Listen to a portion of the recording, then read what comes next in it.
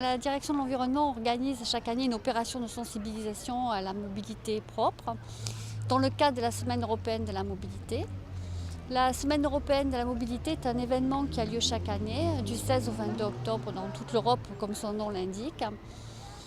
À cette occasion, nous essayons de sensibiliser, d'attirer le grand public à une mobilité, à bouger autrement, à se déplacer autrement qu'en voiture essence ou diesel, à se déplacer à pied, à vélo, en transport en commun et en véhicule électrique.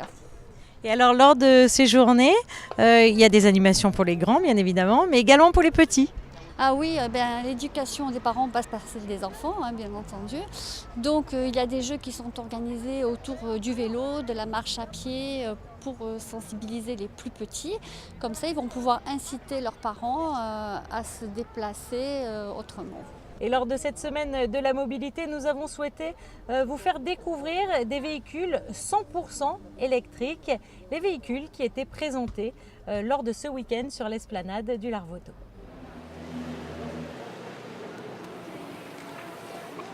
On est venu en force avec 3 modèles, puisque la Smart électrique est déclinée donc en 3 versions. Version coupé, version cabriolet et la version Forfort qui est la version 4 portes et 4 places. C'est très amusant parce que vous avez d'abord une accélération qui est phénoménale, ça accélère bien plus fort que n'importe quelle voiture de ce gabarit-là. Vous avez un silence de fonctionnement, c'est vraiment très agréable. Alors parlez-moi des avantages de la Mobi. C'est un autopartage de véhicules électriques, donc cela vous permet de vous déplacer facilement dans la principauté et d'aller d'un point à un autre, de pouvoir stationner dans les zones 2 roues gratuitement ou dans les zones 4 roues gratuitement. En plus de ça, on a développé un réseau de 15 parkings partenaires où tout est automatisé. Vous rentrez, la barrière s'ouvre automatiquement après reconnaissance de plaque et vous avez une zone dédiée pour stationner et recharger les véhicules.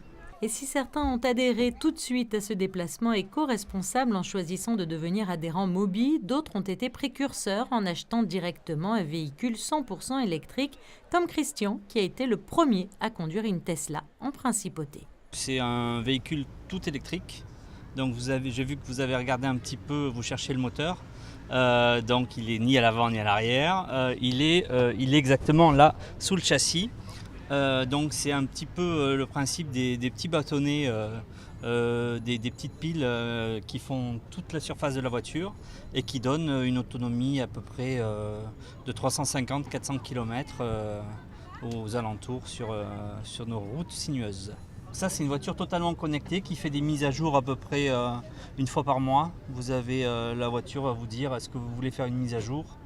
Bien sûr, il ne faut pas conduire pendant ce temps-là. Et vous avez des fonctions qui apparaissent, par exemple la suspension. Si vous avez un garage, vous pouvez ajuster votre hauteur de caisse en automatique, ce qui fait qu'à chaque fois que vous allez rentrer dans votre garage, la voiture va monter toute seule. Ça, c'est des petits gadgets, mais bon, qui sont sympathiques.